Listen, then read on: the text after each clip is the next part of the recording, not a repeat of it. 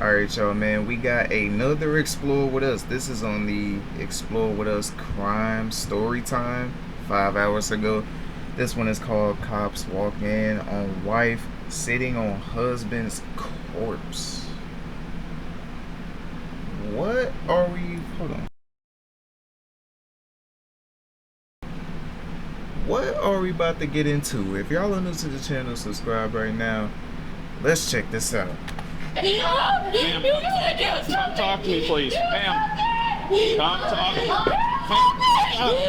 to me. They're on their way. Ma'am, what happened? When police in Iowa are called to a family's residence, they're met with a grisly scene and a blood-soaked woman sprawled over a man's lifeless body.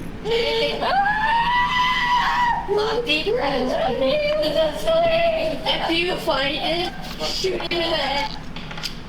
If I find who? The person who did it. The following report is based on official police records released to date, and some of the footage has never been seen before until now.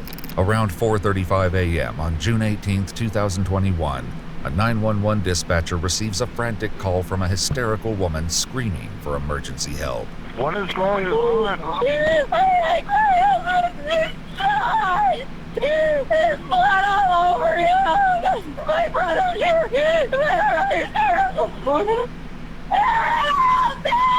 A deputy with the Tama County Sheriff's Office arrives at the home of 44-year-old Karina Cooper, and no one could prepare him for the shocking and emotional scene he's about to step into. What's going on? My brother's just...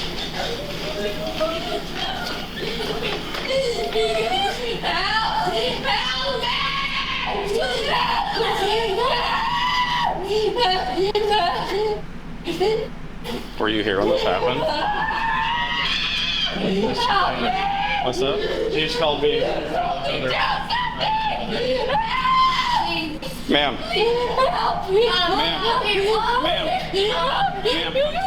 come talk to me, please. Ma'am, come talk to me. Come talk to me. They're on their way. Ma'am, what happened?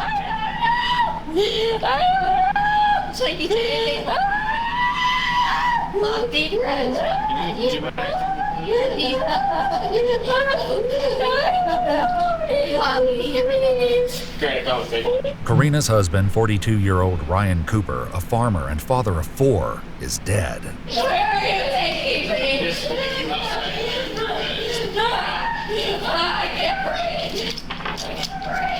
If you find it, shoot him in the head. If I find who? The person who did it.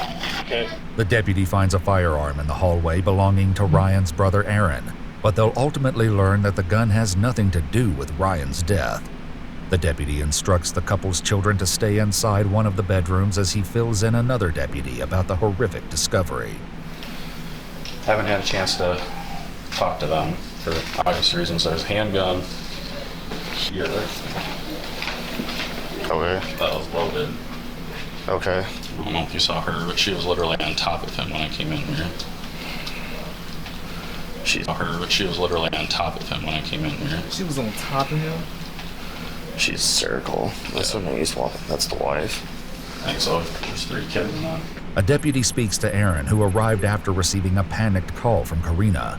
Aaron says he grabbed his gun and rushed over after Karina claimed an intruder might have entered the house. She called you hysterical that he's been... Somebody's in my house. Somebody's in your house? Or in the house? Somebody's in the house, come hysterical. What's that look like? Nothing. To you. He got shot. Did he? Yeah. This is one you brought? Yes. Okay. Yeah. That's fine. No. Listen, we need you to sit. Come outside. Ma'am, come outside. Ma'am, come on. Karina? Okay. Oh my God. We're going to get your kids, okay? Next, okay? But I want you to go to my car, all right? Get him! Get him! He's deceased. No, he's not! Karina, Karina.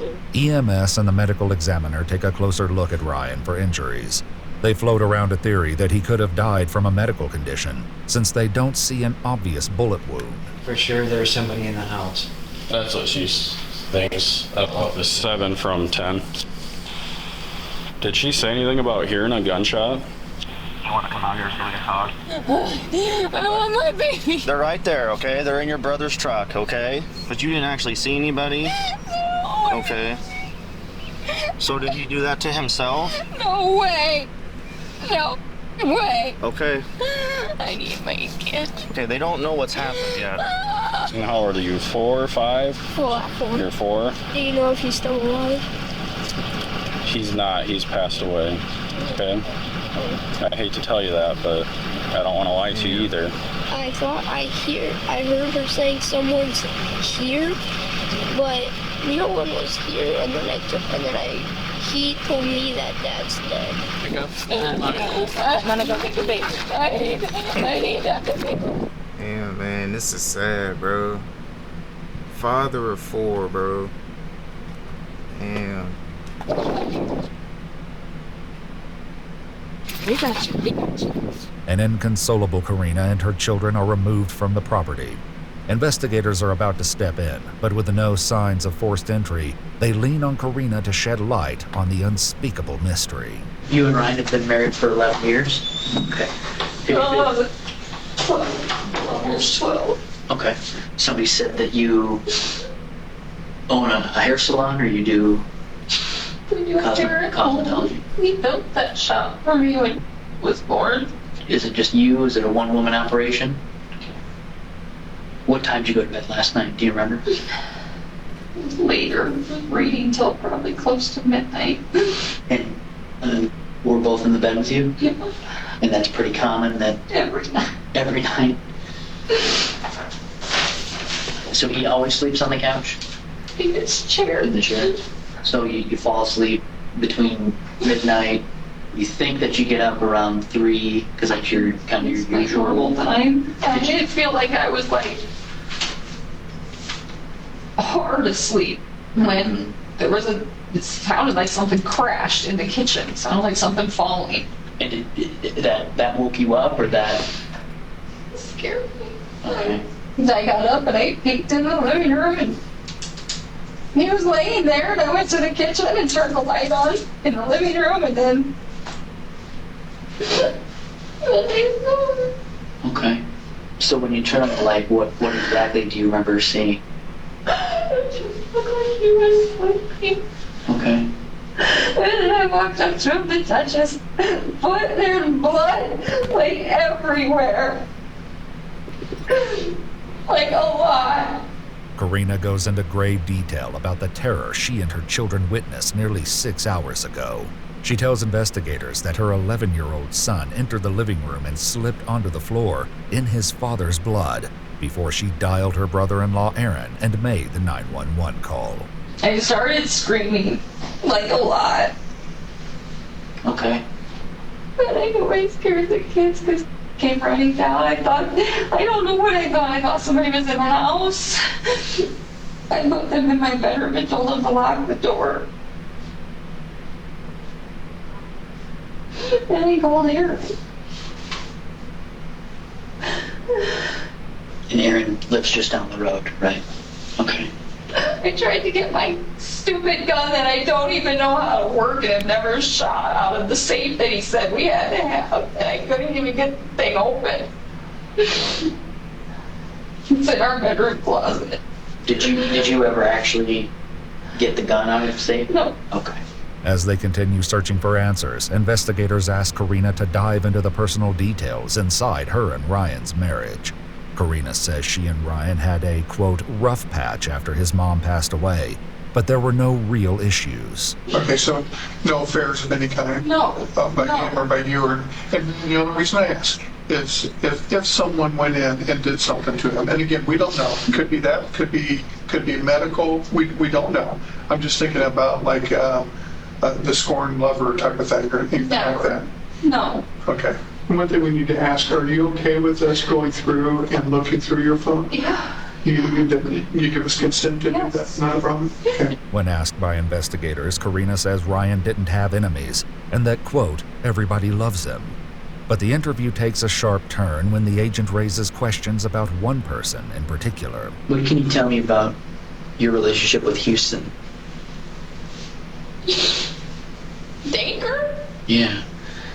My friend? Okay. Investigators confront Karina about her ties to Houston William Danker, a 23-year-old local farmhand and single father of 2. Karina appears defensive about her past with Houston and says small-town gossip painted them as more than just friends. Last fall, there was a Snapchat that wasn't even meant for me. Okay. Tell me about that. Supposedly, Ryan saw it, not me. And he told me about it. It was something about a married woman and naked, seeing her naked or something like that. Okay. And Ryan saw it and confronted me, and I confronted Houston, who were friends on Snapchat, and that's it.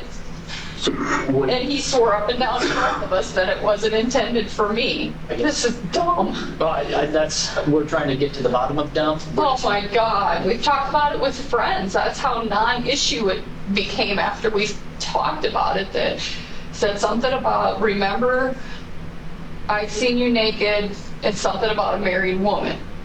Has Houston seen you naked? No, God no. Okay. He's 22 years old. Oh, No. to each their own. I'm just... Stupid town and their rumors. No. Okay. I cut his hair. Okay. I watched his kids a couple times when his babysitter flaked. And I'm not trying to put words in your mouth, but it's safe to say that nothing is going on between you and Houston. Absolutely not. When's the last time you socially interacted with Houston? Or cut his hair or anything like that? Last fall. Later that afternoon, Houston is brought in for questioning. The investigator tells him his name was brought to his attention due to his alleged affair with Karina. The rumor that's going around is you and Karina were Snapchatting. Did that actually happen at some point? Yeah. Oh, okay. When did that happen? Yeah. I mean, if it's once a week, twice, I mean, it's... Is it still going on? With me and Karina? Yeah. No, I mean, like I said, it's random Snapchat, Randomly? Yeah. And how long has that been going on for? Probably October, November time frame. What does Snapchat then entail? Is it like, almost like texting? Something? Just like, oh, you don't have Snapchat? No. Oh, just like random picture, like, let's say you're sitting on the deck, after a long day of work, take a picture of your beer and, long day. You see what I'm saying? According to court documents, one Snapchat sent from Karina to Houston read, "Just fell even harder for you, which I don't think I could have been any more crazy over you than I already was." In another, Karina greeted him with, "Good morning, baby," followed by a series of sexually suggestive remarks. Do you still get your haircut there or no? Well, I did when I worked at Liquid Grove just because it was convenient. And then now with me working down in Van Horn, I don't have much time to really get my hair cut. Mm-hmm. B, it's not right down the road. What I was told, and keep in mind this is sometimes second, third hand through people, Yep. is that Ryan found out that you're Snapchatting and she then refused to cut your hair. Did anything like that happen? No. Did Ryan never know about you two Snapchatting? Oh, yeah. Okay. Did she say something to you about it? No, I mean, you explain things a little bit more. Yeah. So any conversation that she's had with you, even if she deleted it, we can still get it. It's like FBI technology stuff. So right. We'll still be able to get that. There's no point in kind of dance. If you were screwing around with her, or whatever, it doesn't make you a killer or anything like that, right? I'll put it this way. I'll completely dumb it down. So, right. With me and Karina, the hard thing with all that rumor being spread is I was literally sitting there like I would say, a gay best friend. According to court documents, the day before Ryan's murder, one Snapchat sent from Houston read, "Going to sleep with my hand on your very soon." Karina's response was, "Soaked just thinking of you. Will be downright embarrassing when I actually have to see you in person." Bro, what Houston goes on to tell the investigator that Karina was not only his hairdresser, but she babysat his 2 children, which is how he claims the rumors began to swirl. You know how small towns talk, you know. Exactly. Houston's kids are over at Karina's. He's nailing her, you know. Yeah. And then, yeah. And I guess that's probably where Ryan probably got upset, you know. I think back to college, you know, when we would get a little out of hand, like we'd send like a thing to somebody or something. Just, is there going to be anything like that between you and Karina, or anything that you're like, well, look, we were friends, but maybe there might be something that the police might think's inappropriate. You know, we're not finding anything like that.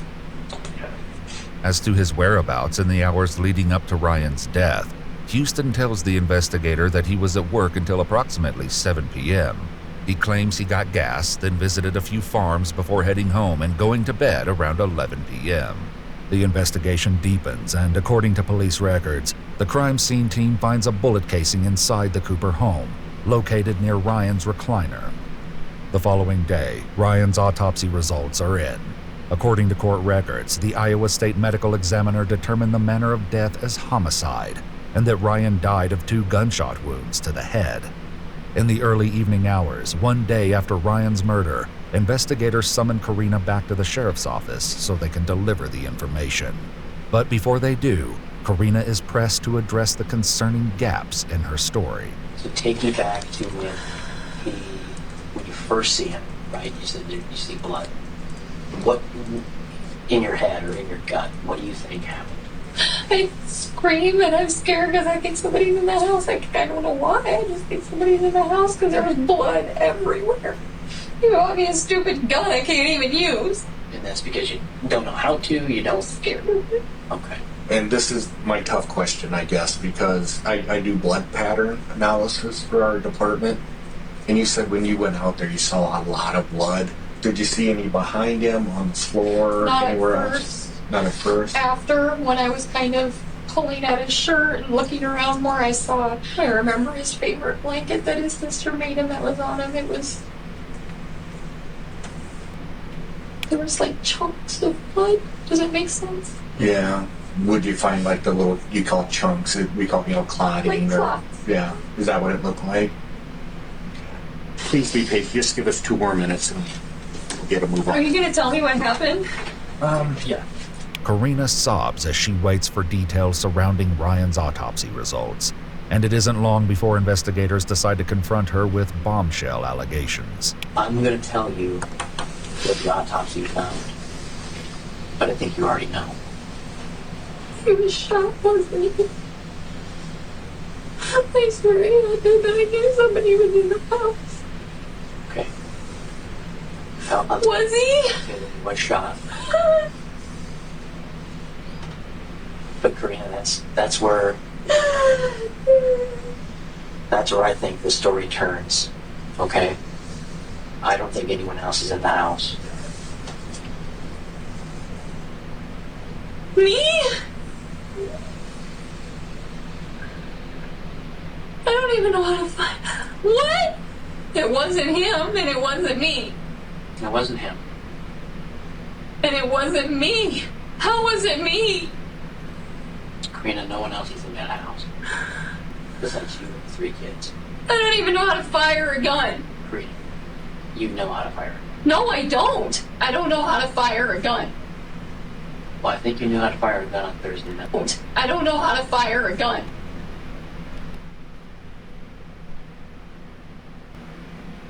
Be for real. Be completely for real. Well, I think you knew how to fire a gun on Thursday night. No, I didn't. Can't you see if I fired a gun or something? Sure, there's ways to do that, but you've taken a shower since you left the house, right? I was covered in blood. So that's not going to do us any good. Why would you? I asked it. Because I think that this is a permanent solution to a temporary problem.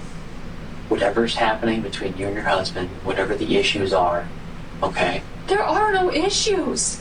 Because my husband sleeps in a chair in the living room? I'm not saying that. Because rumors flew last fall that I was sleeping with some kid? Karina, there's things that we can always prove and can't prove, right? Then prove it! Prove that what? Karina, listen. Okay?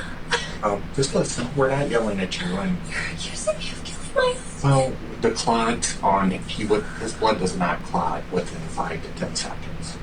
No one's does. He had chunks of things on him. And so that means he died before you heard the loud noise.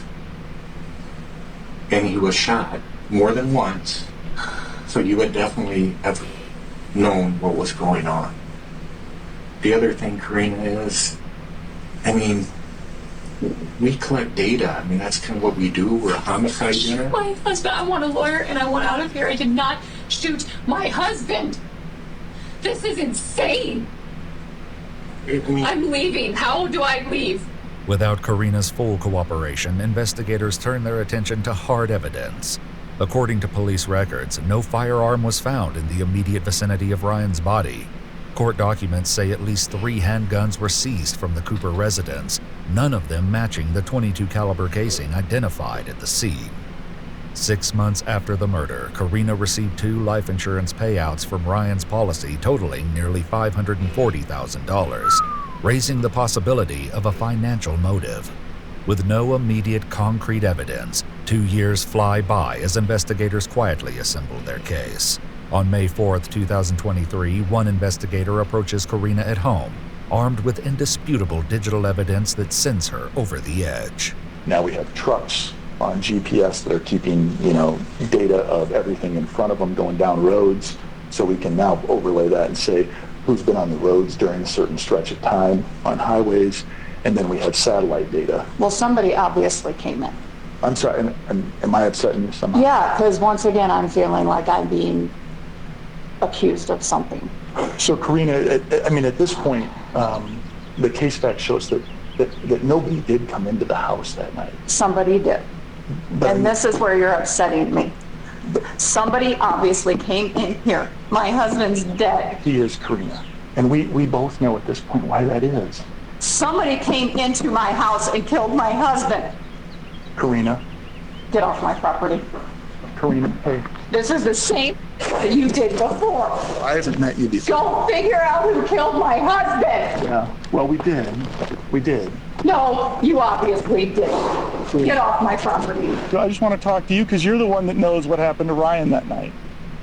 No, I don't. If I knew what happened to my husband, I'd be in jail because the mother would be dead. With Karina refusing to provide answers, investigators revisit Houston in hopes he'll offer critical details or come clean about the affair. Information that could strengthen a case against Karina. You don't need to minimize it for us, Houston. Everybody knew it happened. We knew it happened. Would you say you had intercourse with her like 500 times or more than 100? No, literally once.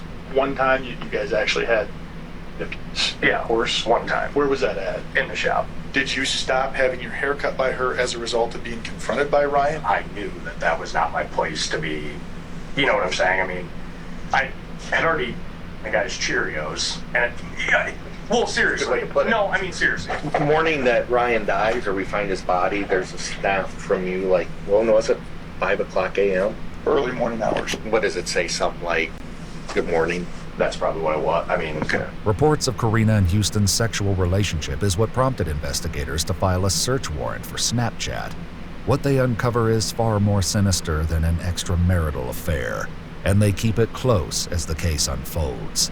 For now, they push for Houston's full cooperation about his suspected involvement. We don't want Karina to show up and say, I have a I kept a conversation where Houston said he'd get rid of Ryan for me and we could be together. That's way out there. But Karina, all right, we got some paperwork for you.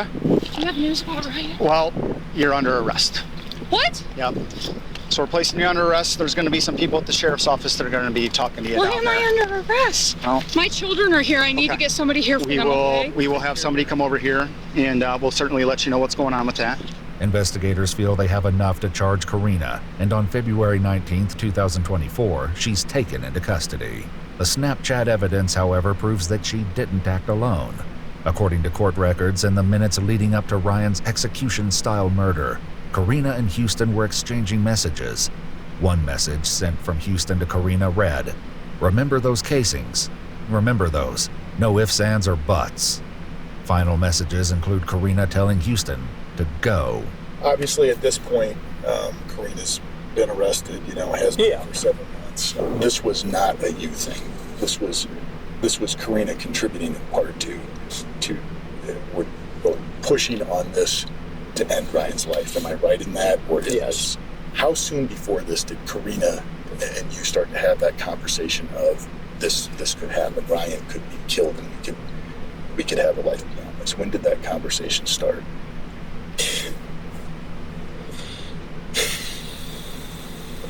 Maybe 4 or 5 months before that. How was Ryan's life to be ended? What was the plan? To be shot. To be shot. And which gun, so we can be clear on that, which gun was going to be used to do that now? Ryan got shot with a .22. Then I am. Who shot him? Who shot him? Karina. Houston tells investigators that he gave Karina the gun a few days before. Once Houston got the signal from Karina, he rode to her house on a four-wheeler, grabbed the gun from her driveway, and stored it in his closet. And although Houston says he wasn't the one who ultimately pulled the trigger, he admits that wasn't always the plan. You've said, I'm going to do this for 4 or 5 months, and then literally is it the day before you're like, nah, Karina, I'm not going to do this. I couldn't do it. According to court documents, 3 years after 42-year-old Ryan Cooper's murder, Karina Cooper was charged with murder in the first degree. She pleaded not guilty. On September 19, 2025, Karina, at the age of 47, was found guilty of Ryan's murder and was sentenced to life in prison without parole. She was ordered to pay victim restitution. According to court documents, 27-year-old Houston Danker was arrested on April 29, 2024. He was charged with murder in the first degree and pleaded not guilty. On August 12, 2025, Houston withdrew his not guilty plea and entered a guilty plea to murder in the first degree. On October 3, 2025, Houston was found guilty of Ryan's murder and was ordered to pay the same victim restitution that was ordered to Karina. He was sentenced to life in prison without parole. Ryan's brother Aaron and his wife Heather now have custody of Karina and Ryan's children. Woo! Hey, how y'all feel about that, bro? Hey, the dude was only 23, I think, bro. He threw his life away. I don't know. They both not stepping outside, touching grass no more. They both threw their life away. People are just stupid nowadays, bro. Like, I don't know, bro. That's why y'all just gotta stay safe out there. Watch your surroundings. Watch the people you hang around, be around. You know what I'm saying? Like, just really, really be careful, bro. Like, find the right one, too. Literally, find the right one. Alright?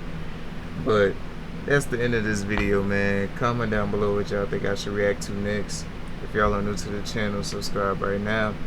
I love y'all. Stay blessed. And we out of here. See y'all in the next one.